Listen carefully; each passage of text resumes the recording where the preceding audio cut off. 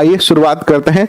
Last session में हमने जो है क्या पढ़ा था, ये पहला चैप्टर राजस्थान का इतिहास एक परिचय पढ़ लिया है और आज हम चर्चा करेंगे राजस्थान के प्रमुख संत और लोक देवता की, चर्चा करेंगे राजस्थान के उत्सव त्योहार मेले की और चर्चा करेंगे राजस्थान के वस्त्र आभूषण की।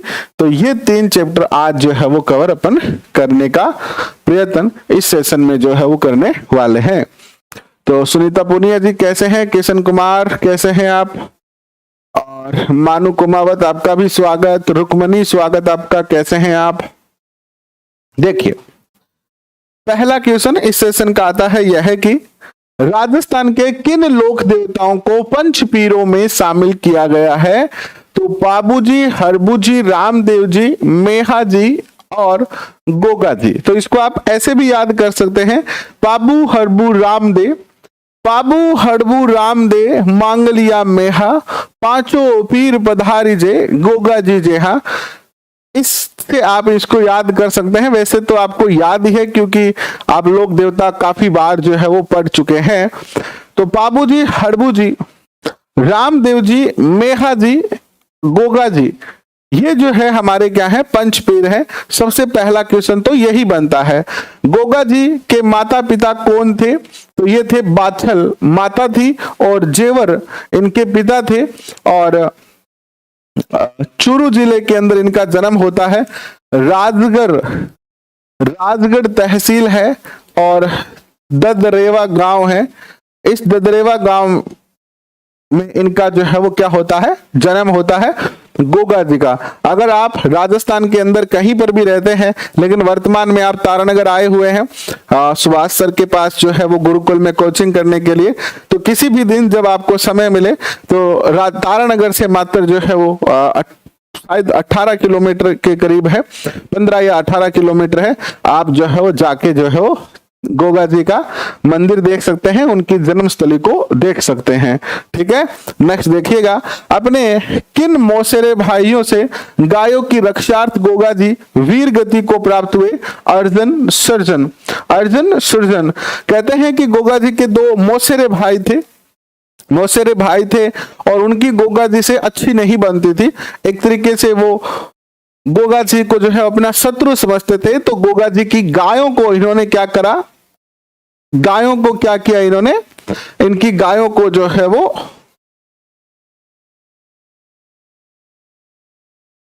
मुगल एक मुस्लिम आक्रांता को दे दिया। ठीक है, और उसका नाम क्या है, अभी कमेंट करके आप जल्दी से बताओ कि गोगा जी ने किससे युद्ध किया था, गोगा जी ने किससे युद्ध किया था, जल्दी से बताओ। आप तारानगर से है तो आप तो गए ही होंगे सुलोचना जी, आपको तो पता ही है, फिर कोई दिक्कत नहीं है। गोगा जी का जन्म स्थान ददरेवा किस नाम से जाना जाता है? ददरेवा जो है वो शीर्ष मेडी के नाम से जाना जाता है। जब गोगा जी का युद्ध होता है और युद्ध में जब ये वीर गति को प्राप्त हो जाते हैं तो इनका जो शीश है यानी इनका जो सर है वो तो यहां ददरेवा में आके गिरता है और इनका जो धड़ है वो कहां गिरता है? गोगामेडी हनुमानगढ़ में मोहम्मद गजनवी से। बहुत अच्छा सुलोचना जी, वेरी गुड। मोहम्मद गजनवी से जब ये युद्ध करते हैं, अर्जुन सर्जन 2 भाई थे जो इनके मौसेरे थे गोगा जी के, और उन्होंने गोगा जी की गायों को पकड़कर, आप देखेंगे लोक देवता जब पढ़ेंगे, चाहे रामदेव जी पढ़े, गोगा जी पढ़े, तेजा जी पढ़े, पाबू जी पढ़े, कोई से भी लोक देवता आप पढ़ेंगे तो एक देखेंगे आप कि सब लोक देवताओं ने गायों की रक्षा की है, गायों की रक्षार्थ अपने प्राणों की आहुति दी है। और आज भी गायों को हमारी आवश्यकता है। आज भी हमारी गायें हमें पुकार रही है। आज वो हमसे अपने प्राण नहीं मांग रही है, आज हमारी गायें हमसे अपना समय मांग रही है। थोड़ा सा समय निकालकर हमें गायों की सेवा निश्चित तौर पर करनी चाहिए। आप जिस भी गांव में, ढाणी में, जहां पर भी रहते हो, आप जो है वो थोड़ा सा समय, आपके पास पैसे नहीं हो सकते हैं, बेरोजगार हो, लेकिन आप मेहनत कर सकते हो, आप थोड़ा सा वहां पर जाके गायों की सेवा कर सकते हो, उनको दवाई देना है, इस तरीके की कार्य आप कर सकते हो। तो गाय जो है उनको हमेशा ही जो है वो समस्या रही है, क्योंकि गाय जो थी वो धन के रूप में थी। और आप सब जानते हैं कि प्राचीन समय में गाय ही जो है वो क्या होती थी, आप कितने धनवान हैं इसका प्रतीक होती थी। तो अर्जुन सर्जन ने इनके पास बहुत सारी गाय थी गोगा जी की, और दोनों भाई इनकी गाय जो है वो मोहम्मद गजनवी को दे आते हैं। और जब गोगा जी को पता चलता है तो गोगा जी अपनी गाय को छुड़ाने के लिए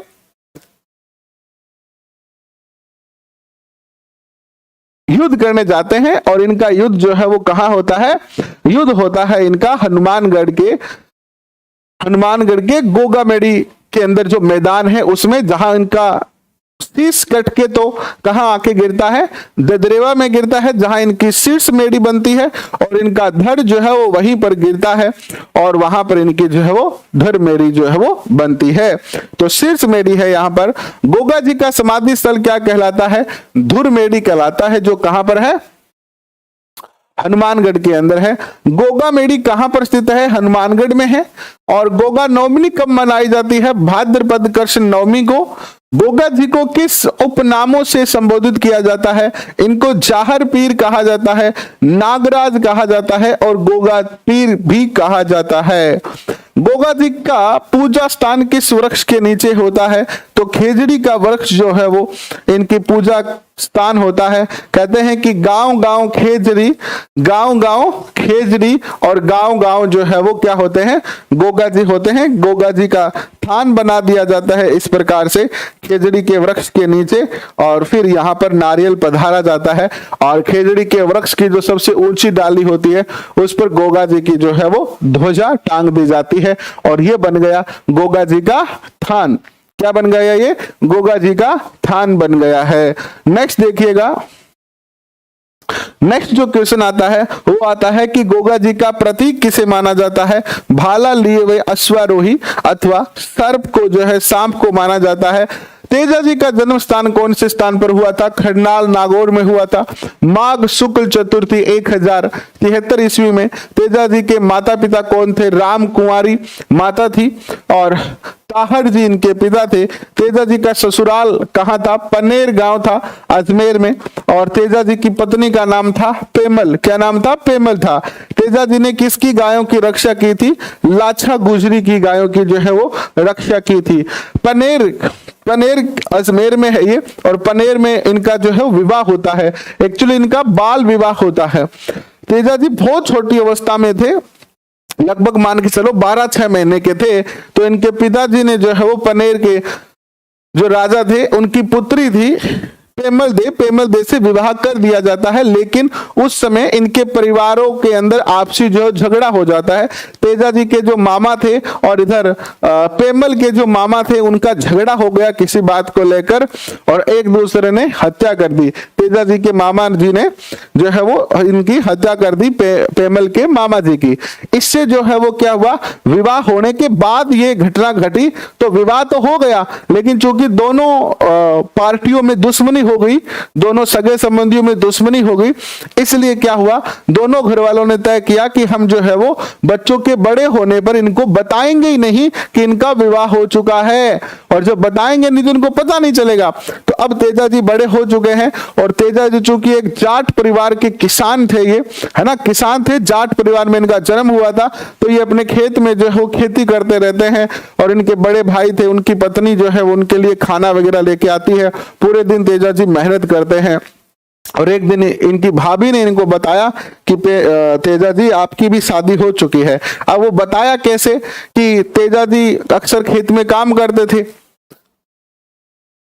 और भोजन में इनको लेट हो जाते थे। इनकी जो भाभी जी थे वो लेट हो जाते थे, 2-3 बजे भोजन लेके आते थे। और एक दिन तेजा जी जो था वो गुस्सा हो गए अपनी भाभी पर, बोले भाभी जी कोई टाइम है गे, 3 बज रहे, 3 बजे को रोटी खाना वो टाइम हो गया, मैं सुबह लाग रहे हूँ, मेरा भूख का हमारा प्राण निकल लाग रहे, अरे 3 बजे रोटी ले गए हो, थोड़ी तो शर्म करो। अब तेजा जी की भाभी भी बेचारी घर पर काम वगैरह करके आई थी, वो भी बड़ी परेशान थी। तो उन्होंने गुस्से गुस्से में कह दिया कि तेजा जे तने सुधिया रोटी चाहिए नहीं तो तू तेरी घर आरी ने लिया, तेल ली लाडो ने तो तू बिठा रखी है पीर में, और मारे पा तू जल्दी रोटी चाहिए, तेने ध्यान है घर को काम करूं, सासू ससुराओं काम करूं, टाबराओं काम करूं, फिर रोटी बना के थे रोटी ले गया हूं। लाडो ने लिया गए, अब तेजा जी अचानक आश्चर्यचकित हुए कि भाभी जी मेरे तो ब्याह ही को नहीं हो, मैं कठू लाडो लिया हूं, तो ब्याह करवाओ। बोले बावड़ा तेरो ब्याह तो मेरे पहली ओढ़ गए, बचपन में तेरो ब्याह कर दियो, जा चल जा अजमेर, अजमेर के पनेर गांव में मैंने पेमल नाम की लड़की से तेरो ब्याह ओढ़ गए। और तेजा जी ने पूरी डिटेल बता दी भाभी। तेजा जी भी छोड़ जेली जेली मारी फेंक के बोले आपा तो यही चाल्या, अब तो लाडो ने लियावंगा और बैंगनी हाथ की रोटी खावंगा। और बेट आपका घोड़े के ऊपर घरे पहुंचा और बोले माँ आ बात साची है। माँ कई बार तो यहाँ शंकाई, बोले बेटा ने नए बताने की बात करी, आपा बतावा को नहीं है, बतावा को नहीं। लेकिन बाद में बेटो जिद करी, तेजा जी जिद करी तो माँ बोली हाँ आ बात साची है बेटा, लेकिन तू बड़ा नाजा गए। माँ ने कई बार इसको रोकने का प्रयास किया, बोले तू तेरी बहन ने बुला ले, भाई ने पूछ ले गए। फिर बोली अगर आपने पहली मुहूर्त निकालना गए तो पंडित जी से पूछा, पंडित जी से कहा कि भाई तेजा जी अपने ससुराल जाना चाहता है। तो तेजा जी बोले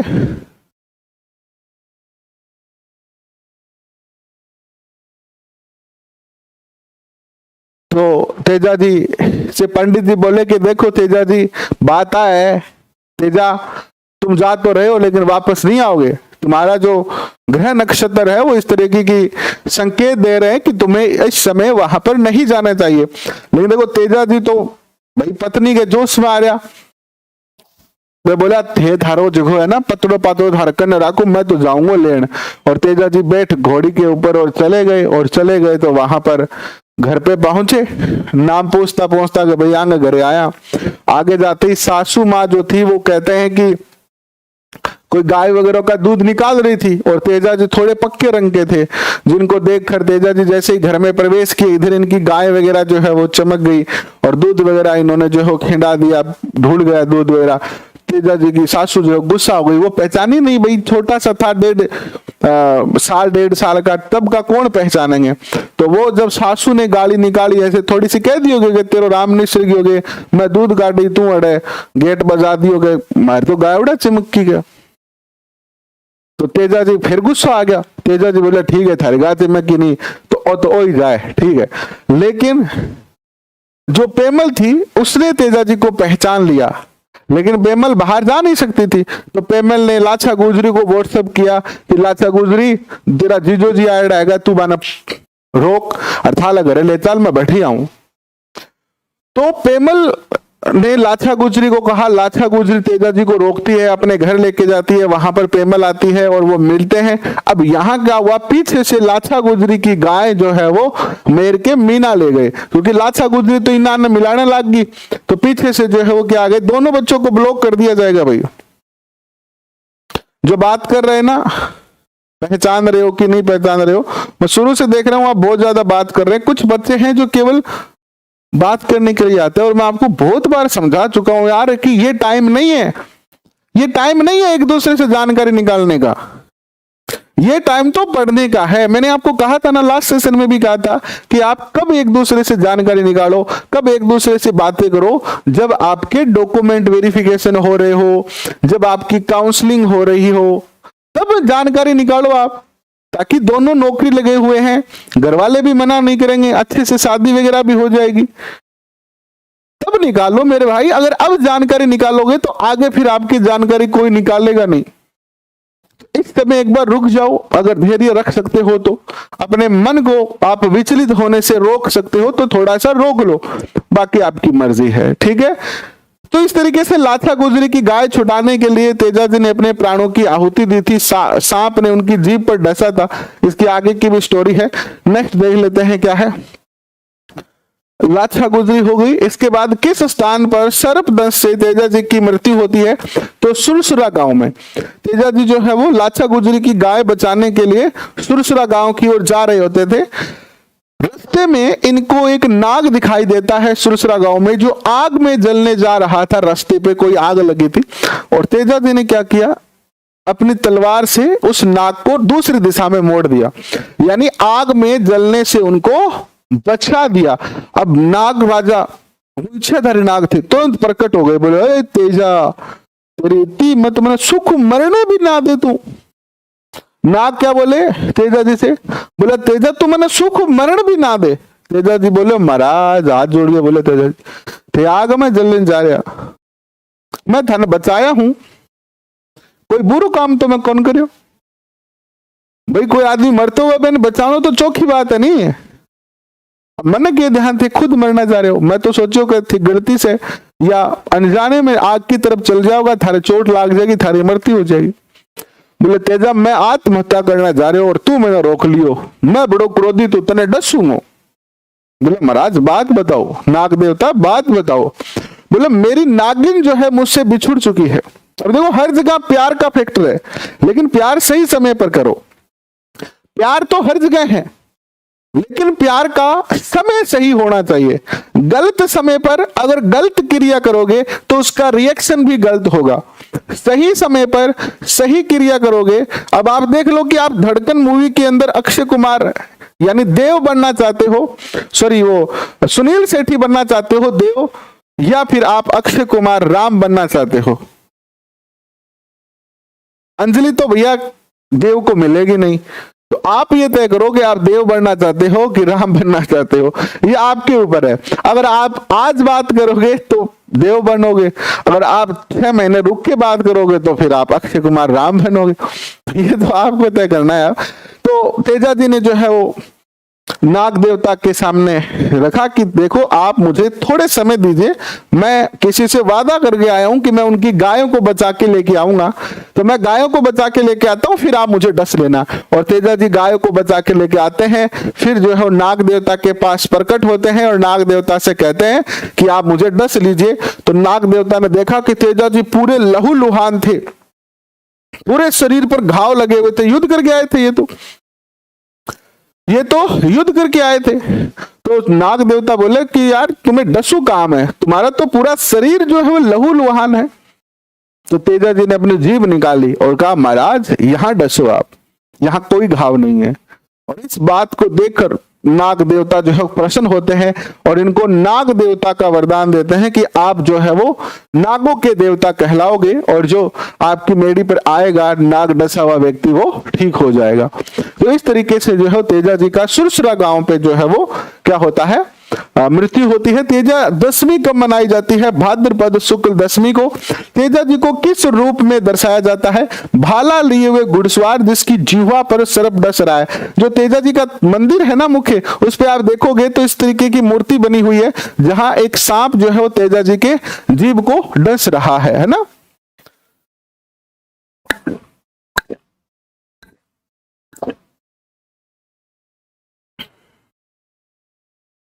रामजी लाल यादव कैसे हैं आप? नेक्स्ट देखिएगा, तेजा जी की तांती सर्प दस के रोगी के किस पैर में बांधी जाती है? तो दाएं पैर में बांधी जाती है। अच्छा एक बात पीछे बतानी रह गई है, इसमें नहीं आई है। जो गोगा जी है, गोगा जी की भी जो है वो गोगा राखड़ी बांधी जाती है। गोगा राखड़ी, गोगा राखड़ी बांधी जाती है ये। और गोगा राखड़ी में 8 गांठें होती है, 8 गांठें, 8 गांठ होती है। और हल और हाली को बांधी जाती है, हल और हाली, हल और हाली को बांधी जाती है, याद रखना ये बात, ठीक है। हल कौन होता है? जो हम खेत में हल चलाते हैं। और हाली कौन होता है? जो हल चलाता है वो, यानी एक हल होता है ऊंट के बंधा हुआ, वो तो हल हो गया, और उसको जो चलाता है वो हाली होता है। तो गोगा राखड़ी में कितनी गांठें होती है? ये क्वेश्चन पूछा गया। 8 होती है। किसे बांधी जाती है? हल और हाली को बांधी जाती है। इसी प्रकार जो है वो क्या होती है आपकी तेजा जी की तांती होती है, तांती। और ये भी जो है वो सर्प दसे रोगी के दाएं पैर में बांधी जाती है। पाबू जी का जन्म स्थान कौन सा है? कोल्लू गांव है, कोल्लू गांव। और इतिहासकार मुनोत नैनसी, महाकवि मोडजी आसिया आदि ने पाबू जी का जन्म स्थान किसे बताया है? खारी खाबड़ का जूना गांव बाड़मेर, खारी खाबड़ का जूना गांव बाड़मेर 1239। बाबूजी का विवाह किससे हुआ? सोढ़ी से हुआ, है ना, सोढ़ी। और किसके गायों की रक्षा करने के लिए बाबूजी ने अपने प्राणों की आहुति दी? देवल चारणी। देवल चारणी की गायों को किसने चुराया था? जायल के नरेश जिंदराव खींची ने अब देखो पाबू जी की स्टोरी अलग है।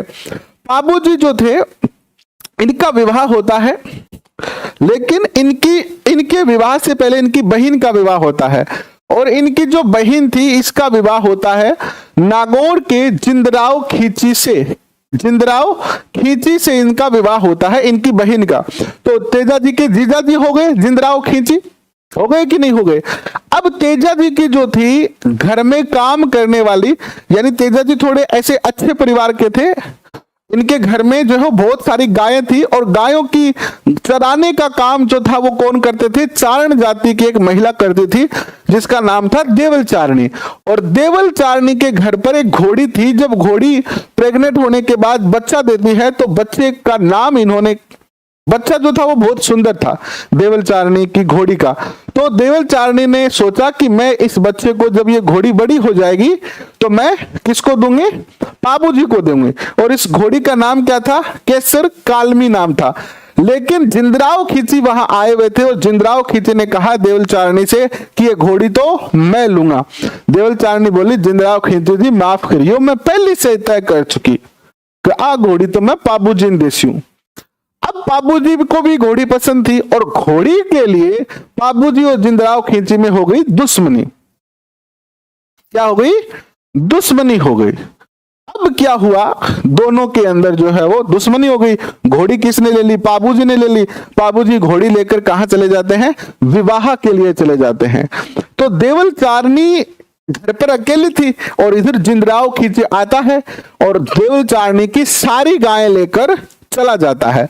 लेकिन पाबूजी जब विवाह पर गए थे तो देवल चारणी को कहा था कि देवल चारणी, अगर तुम्हें किसी प्रकार की कोई समस्या हो तो तुम मुझे याद करना सच्चे मन से, और मैं जो है वो तुरंत हाजिर हो जाऊंगा। तो कहते हैं कि जैसे ही देवल चारणी को पता चला कि उनकी गायों को जिंदराव खींची ले गए हैं, देवल चारणी ने जो है भगवान यानी लोक देवता पाबूजी को याद किया, और उधर वो घोड़ी हिनहिनाई जहां पाबूजी का विवाह हो रहा था। और पाबूजी अभी 3 फेरे लिए हुए थे, तीसरा फेरा उनका पूरा हुआ था।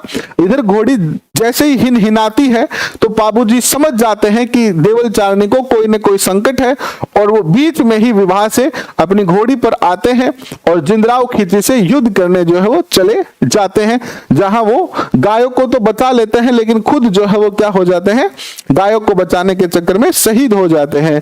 पाबूजी का मुख्य पूजा स्थल जो है वो कोलू फलोदी है, और मारवाड़ में सर्वप्रथम ऊंट लाने का श्रेय किसे जाता है, पाबूजी को जाता है। ऊंट के बीमार होने पर रात्रि में किसकी फड़ बांची जाती है, पाबूजी की। पाबूजी को किनका अवतार माना जाता है, लक्ष्मण का। देव नारायण जी के पिता किसके विरुद्ध संघर्ष में अपने 23 भाइयों सहित मारे गए थे, भिनाय के शासक देवनारायण वगड़ावत किसके पुत्र थे, भोजा और शेढू गुर्जर के। देवनारायण जी किससे विवाह किया इन्होंने, पीपल देश से इनका विवाह होता है। और देवनारायण जी का मुख्य पूजा स्थल जो है वो आसिंद भीलवाड़ा में है। देवनारायण जी का मेला कब लगता है, तो भाद्रपद शुक्ल सप्तमी को लगता है। और लोक देवता में सबसे लंबी फड़ किस लोक देवता की है, तो देवनारायण जी की जो फड़ है वो सबसे लंबी फड़ है। नेक्स्ट देखिएगा, मल्लीनाथ जी के माता पिता कौन थे, जानी देव और राव सलखा। मल्लीनाथ जी का विवाह किससे हुआ, रानी रूपा दे से हुआ। मल्लीनाथ जी किसके शिष्य थे, ओगम सिंह भाटी के शिष्य थे ये। और मल्लीनाथ जी का मंदिर कहां पर स्थित है, तिलवाड़ा बाड़मेर में। मल्लीनाथ जी का पशु मेला आयोजित होता है चैत्र कृष्ण एकादशी से चैत्र शुक्ल एकादशी के मध्य। और रामदेव जी किस वंश के राजपूत थे, तो तंवर वंश के ये राजपूत थे रामदेव जी का जन्म हुआ उड़ू काश्मीर शिव तहसील बाड़मेर में। रामदेव जी के माता पिता थे मेना दे व अजमाल जी। और रामदेव जी ने पोकरण क्षेत्र किससे प्राप्त किया था, मल्लीनाथ जी से।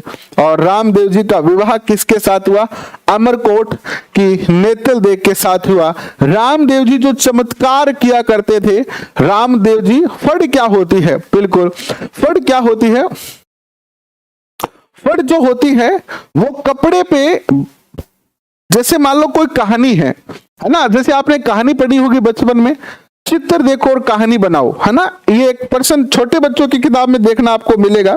तो इसी तरीके से कपड़े का एक भाग होता है, जैसे ये कपड़ा ले लिया आपने, ठीक है, और इसके ऊपर जैसे देवनारायण जी की काढ़ी बनानी है, तो जैसे देवनारायण जी का जन्म दिखा दिया, फिर देवनारायण जी का जो है आगे जैसे चित्र बना के जो है वो देवनारायण जी के जीवन में जो जो घटनाएं हुई है उनको चित्र के माध्यम से जो है इसमें दर्शाया जाता है ना। देवनारायण जी से संबंधित जैसे जिस भी लोक देवता की फड़ होती है, उस लोक देवताओं में के जीवन में, उस लोक देवता के जीवन में जो जो घटना घटित होती है उन घटनाओं को चित्र के माध्यम से दर्शाया जाता है, और फिर जो उसके वाचन करता होते हैं वो उन चित्रों को देखकर पूरे देवनारायण जी की कहानी बताते हैं। तो इस कपड़े पर बने हुए छोटे छोटे चित्रों को ही क्या कहते हैं, फड़ कहा जाता है। फड़ जो है वो जनरली कपड़े पे बनाई जाती है, और भीलवाड़ा जो है वो फड़ बनाने में सबसे ज्यादा प्रसिद्ध है। भीलवाड़ा के अंदर फड़ बनाई जाती है, ठीक है। नेक्स्ट देखिएगा, रामदेव जी का विवाह किससे हुआ? अमरकोट की नेतल दे से हुआ। कहते हैं कि रामदेव जी जो चमत्कार करते थे उसे क्या कहते थे? पर्चा कहते थे, पर्चा। रामदेव जी जो चमत्कार करते थे उसे पर्चा कहा जाता है। इन्होंने बहुत सारे चमत्कार किए थे रामदेव जी ने, उसमें से एक घटना मैं आपको बताता हूं कि इनका विवाह होता है नेतल दे से। और नेतल दे, ये जो नेतल दे है अमरकोट, अमरकोट वर्तमान में तो पाकिस्तान में है, राजस्थान से सीमा भी बनाता है ये। तो अमरकोट की राजकुमारी थी नेतल दे, पैरों से विकलांग थी, पैरों से क्या थी? विकलांग थी। और रामदेव जी चले जाते हैं बारात लेकर, और फेरों में बैठे हुए हैं रामदेव जी नेतल दे दोनों। तो पूजा पाठ पूरी होती है, उसके बाद पंडित जी कहते हैं कि अब फेरों का समय हो चुका है तो फेरे शुरू की जाए। अब नेतल तो पैरों से उठ नहीं सकती थी, और रामदेव जी फट से खड़े हो गए। रामदेव जी नेतल के कानी हाथ बढ़ायो कि नेतल आजा, खड़ी हो जा, बावड़ी, फेरा टाइम हो गया। अब नेतल और पूरे गांव के लोग जो उस विवाह में थे वो तो सब जानते थे कि नेतल तो खड़ी नहीं हो सकती है, ये तो पैरों से विकलांग है। सब लोग आश्चर्यचकित हो गए, बोले नेतल, रामदेव जी के बात कर रहे हैं? नेतल भी यहां बेड़ी बेड़ी हुई। रामदेव जी बोले, रे बावड़ी तू हाथ में हाथ तो रख, यहाँ हाथ में हाथ तो रख गए, तू खड़ी होने को प्रयास तो कर। और रामदेव जी ने ऐसे हाथ बढ़ाया और नेतल ने हाथ पर हाथ रखा, और फट से नेतल खड़ी हो जाती है।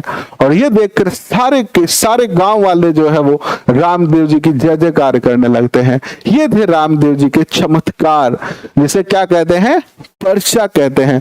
भैरव का भी वध किया था इन्होंने, बिल्कुल, तो इन्हें पर्चा कहते हैं। नेक्स्ट देखिएगा, रामदेव जी ने किसे पोकण दहेज में दिया था? अपनी भतीजी को दिया था। और सांप्रदायिक सद्भावना के लिए कौन सा मेला चर्चित है? रामदेवरा का मेला जो है काफी ज्यादा परिचित है। रामदेव जी ने जीवित समाधि कब ली थी? भाद्रपद शुक्ल एकादशी 1458 को ली थी। हिंदू रामदेव जी को किसका अवतार मानते थे? श्री कृष्ण का अवतार मानते थे। रामदेव जी के प्रतीक क्या थे? पगलिये। पगलिये क्या होते हैं? रामदेव जी के चरणों के निशान पगलिये कहलाते हैं। क्या कहलाते हैं? पगलिये कहलाते हैं। ये बात सत्य है। ये सारी बातें जो हम लोक देवताओं के बारे में पढ़ते हैं, ये सब बातें सत्य हैं, बिल्कुल सत्य हैं।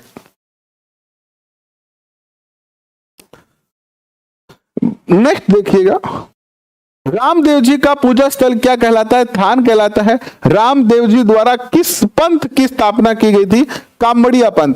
और कामड़िया पंथ की जो महिलाएं हैं वो रामदेव जी की आराधना में 13 ताली नृत्य करती है। मेहाजी मांगलिया किस जाति के राजपूत थे? पंवार जाति के। किसने युद्ध करते समय मेहाजी और एक और रामदेव जी को जाहर पीरों का पीर भी कहा जाता है? रामदेव जी को क्या कहते हैं? पीरों का पीर। पीरों का पीर क्यों कहते हैं रामदेव जी को पीरों का पीर? रामदेव जी के ऐसे लोक देवता थे जिसको हिंदू भी मानते थे और मुस्लिम भी मानते थे। तो मुस्लिमों में भी रामदेव जी बहुत ज्यादा प्रसिद्ध थे, मुस्लिम लोग भी रामदेव जी की आराधना करते थे। अब यह बात धीरे धीरे मक्का पहुंच गई। मक्का मदीना जो कि मुस्लिम धर्म का सबसे बड़ा तीर्थ स्थल कह लीजिए आप, तो वहां के जो पीर थे उन पीरों को पता चला कि भाई भारत के अंदर राजस्थान में कोई ऐसा पीर हुआ है। जनरली जैसे हम देवता कहते हैं वैसे ही जो है वो, देखो रामदेव जी की भतीजी का नाम बुक में नहीं दिया हुआ है, तो अभी हमारे ज्ञात नहीं है कि रामदेव जी का भतीजी का नाम क्या है, और आज तक के इतिहास में कभी पूछा भी नहीं गया है कि रामदेव जी की भतीजी का नाम क्या है।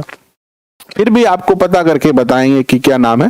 तो जब मक्का के जो पीर थे, मक्का के जो बहन का नाम बता सकते हैं, सुगना और लाछा इनकी दो बहन थी, ठीक है,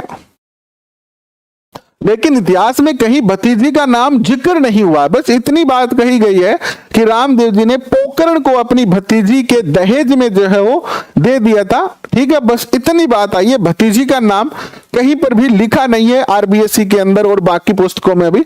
फिर भी अगर कहीं पता चलेगा तो आपको निश्चित तौर पर हम बताने का प्रयत्न करेंगे। साधना जी राजस्थान जी के दोनों लेवल में सेम है, बिल्कुल सेम है, कोई दिक्कत नहीं है। तो रामदेव जी की जब प्रशंसा सुनी वहां के पीरों ने कि भाई राजस्थान में ऐसा पीर है, पीर यानी लोक देवता, तो वो वहां से रामदेव जी की परीक्षा लेने के लिए आए। वहां से जो है 5 पीर चले और चलते चलते राजस्थान पहुंचते हैं, और जब वो जैसलमेर पहुंचते हैं तो वहां उनको रामदेव जी मिलता है। अब रामदेव जी ऐसे साधारण थे, साधारण रहते थे वो, ऐसे कोई ऐसे नहीं थे कि वो बहुत बड़े ऐसे लोगों की तरह रहते थे, वो अपने साधारण कपड़ा पहने डाल रहे हैं फिरता दिखा। रामदेव जी बोला महाराज आओ, बोले हम पीरों के पीर हैं। क्या बोले वो पीर कि हम पीर हैं और आपके यहाँ क्षेत्र में कोई रामदेव नाम का व्यक्ति है जो कि चमत्कार करता है। तो रामदेव जी मन घरे ले गया, बोले चलो महाराज मैं रामदेव हूं। तो पीर देख के बड़े आश्चर्यचकित हुए। अब रामदेव जी ने घर पर ले जाके उनको भोजन दिया। क्या दिया? भोजन दिया।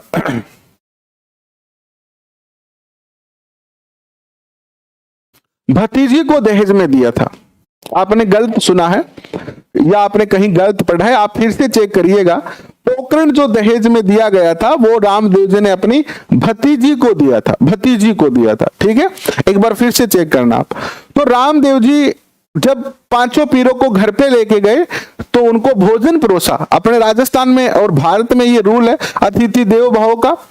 तो पीर मना कर दिए, बोले हम भोजन कर तो सकते हैं लेकिन हम अपने जो पात्र हैं, जो सोने चांदी के पात्र हैं जिसमें हम भोजन करते हैं, वो तो हम मक्का ही भूल आए हैं, हम मक्का ही भूल आए हैं, तो हम भोजन तो करेंगे लेकिन उन्हीं पात्रों में करेंगे।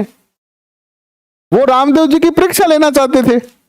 रामदेव जी करो चमत्कार, चुटकी बजाई और सारा का सारा जगह पात्र हावे, रामदेव जी आगे आ गया सारा का सारा, और जो पीर बैठे थे उनके सामने आ गए। ये देखकर पीर जो है वो बड़े आश्चर्यचकित हुए, बोले महाराज मैं तो पीर हाँ। जो पीर थे वो रामदेव जी से क्या बोले? बोले महाराज मैं तो पीरा थे, तो पीरा नहीं पीर हो, अर्थात आप तो हमारे भी पीर हो, हमारे भी देवता हो। तो इस तरीके से जो है वो पीरों के पीर रामदेव जी जो है वो कहलाए। नेक्स्ट क्वेश्चन देखिएगा। शकुन शास्त्र के ज्ञाता किस लोक देवता को माना जाता है? मेहा जी को। और मेहा जी अच्छा एकमात्र लोक देवता जो कवि हैं वो भी रामदेव जी है। एकमात्र देवता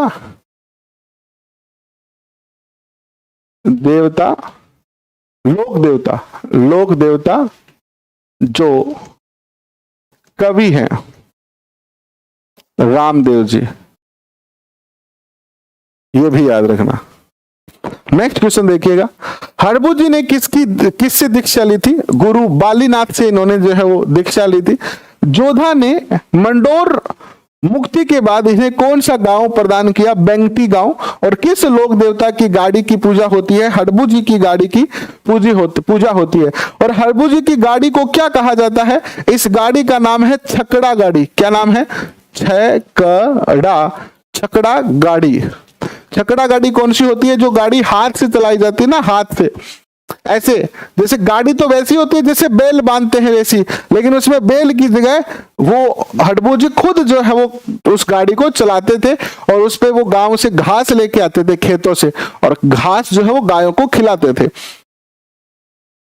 हड़बू किसके पुत्र थे? नागौर के महाराजा सांखला के। 4 हाथों वाले लोक देवता किसे कहा जाता है? कल्ला जी को। अकबर के विरुद्ध लड़ते हुए कल्ला जी का धड़ कहां जाके पहुंचा? रुंडेला गांव में। अब कल्ला जी की भी एक कहानी है। वीर कल्ला जी 4 हाथों वाले लोक देवता। कल्ला जी जो थे वो बड़े वीर थे और ये एक लड़की से प्यार करते थे जिसका नाम था कृष्णा।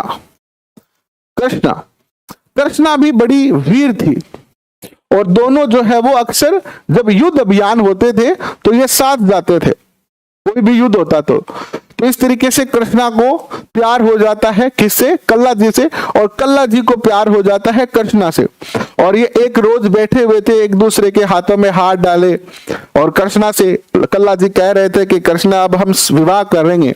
और कृष्णा जी भी ये सुनकर बड़ी खुश हुई कि हाँ अब हमें विवाह कर लेना चाहिए, मैं तो आपको अपने मन से पति मान ही चुकी हूं, कृष्णा ने कहा।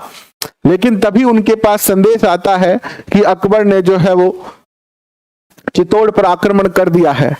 और कल्ला जी बोले कृष्णा से कि देखो कृष्णा जी, कृष्णा मैं अभी मेवाड़ की रक्षा करने के लिए जा रहा हूं और युद्ध के बाद आते ही हम दोनों जो है वो विवाह करेंगे।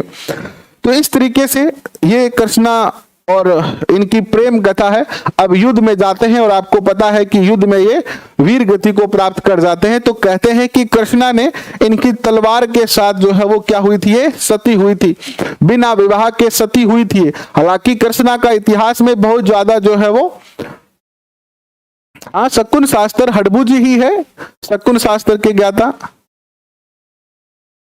तो हड़बू जी पढ़ाया ना हमने आपको, हड़बू जी ही पढ़ाया है। तो सब कृष्णा और कल्ला जी की जो है ये प्रेम कहानी है। तो कृष्णा जो है वो बिना विवाह के जो है वो सती हुई थी। देखो मैंने आपको फिर बताता हूं मैं आपको, ये देखो हमने क्या पढ़ाया आपको। शकुन शास्त्र के ज्ञाता कौन है? मेहा जी। एक मिनट, मेहा जी लिख दिया, एक सेकंड मैं चेक कर लेता हूं।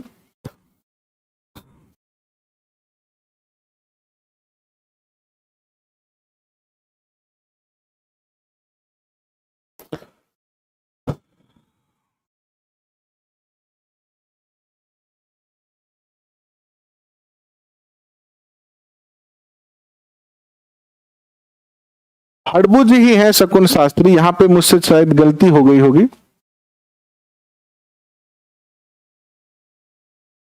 एक सेकंड।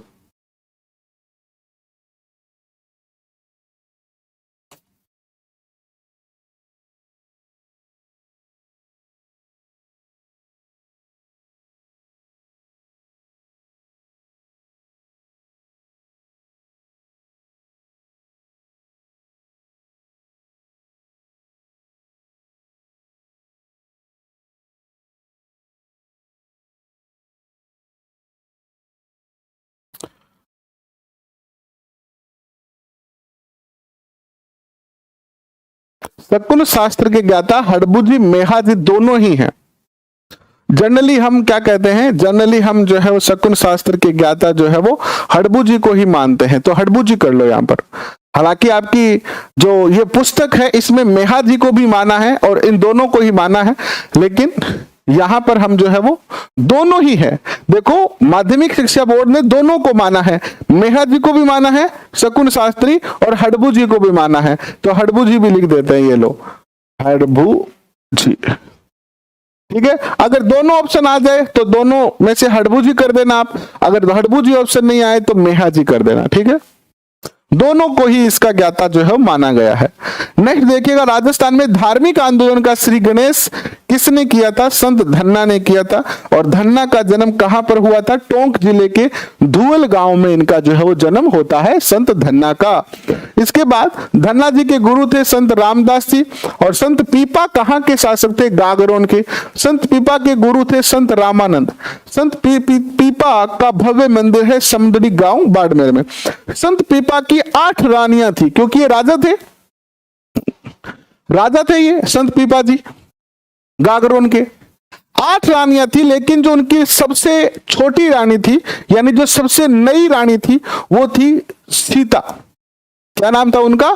सीता नाम था। तो विवाह के बाद सीता ने इनको समझाया कि अब चीजा में कोई फायदो को नहीं गया, 8 तो ब्याह कर लिया, राजा भी हो, लेकिन अब थाना जो है वो भक्ति भाव में थारो ध्यान लगाना चाहिए। सीता ने इनको समझाया और सीता के कहने पर क्वेश्चन पूछा जाता है कि ये जो संत पीपा है ये किन के कहने पर जो है वो भक्ति आराधना शुरू की, तो सीता के कहने पर जो है इन्होंने क्या की थी, भक्ति आराधना शुरू की थी। और सीता ने इनको मोटिवेट किया, तो ये कहां चले जाते हैं, रामदास जी के पास चले जाते हैं, सॉरी रामानंद के पास चले जाते हैं और उनसे दीक्षा लेते हैं और संत पीपा के नाम से ये जाने जाते हैं संत। ठीक है, पीपा जी के अनुयायी किस समाज के हैं, तो दर्जी समाज के जो लोग हैं वो पीपा जी के अनुयायी होते हैं। दर्जी समुदाय का मेला कब लगता है, तो ये लगता है चैत्र पूर्णिमा को। जाम्बू जी का जन्म स्थान कौन सा है, पीपासर नागौर। जाम्बू जी के माता पिता कौन थे, हंसा देवी और लोहटन जी। और जाम्बू जी किस वंश के थे, राजपूत पंवार थे। जाम्बू जी किस स्थान पर हरि चर्चा व सत्संग के समय व्यतीत किया करते थे, संबरा स्थल। जाम्बू जी ने बिश्नोई संप्रदाय की स्थापना कब की, तो इन्होंने 1485 में संबरा स्थल में ही बिश्नोई समाज की स्थापना की 20 और 9 29 नियमों के साथ। किस लोक संत को पर्यावरण वैज्ञानिक भी कहा जाता है, तो जाम्बू जी जो थे वो पर्यावरण वैज्ञानिक थे। जाम्बू जी ने किस स्थान पर शरीर त्याग किया, लालासर है ये 1536 के अंदर। जाम्बू जी को किस स्थान पर समाधि, जाम्बू जी की किस स्थान पर समाधि है, तो तालवा गांव है मुकाम में, बीकानेर के अंदर। जसनाथ जी का जन्म स्थान कौन सा है, कतरियासर 1482। जसनाथ जी के उपदेश किन ग्रंथों में संकलित है, तो सिंभुधड़ा व कोंडा में। बहुत अच्छा क्वेश्चन है ये। कतरियासल में मेले का आयोजन कब होता है, चैत्र माघ व आश्विन शुक्ल सप्तमी को। लालदास जी का जन्म कहां पर हुआ था, धोली दूब अलवर में, श्रावण कृष्ण पंचमी को। लालदास जी ने किससे दीक्षा ली थी, फकीर गदन चिश्ती से। लालदास जी ने अपनी कुटिया कहां पर बनाई थी, सिंहशिला पहाड़ बाधोली गांव में। और लालदास जी को किस जाति के मुस्लिम पीर मानते हैं, मेव जाति के। और लालदास जी का निधन जो है वो कहां हुआ था, नगला गांव 1648 में।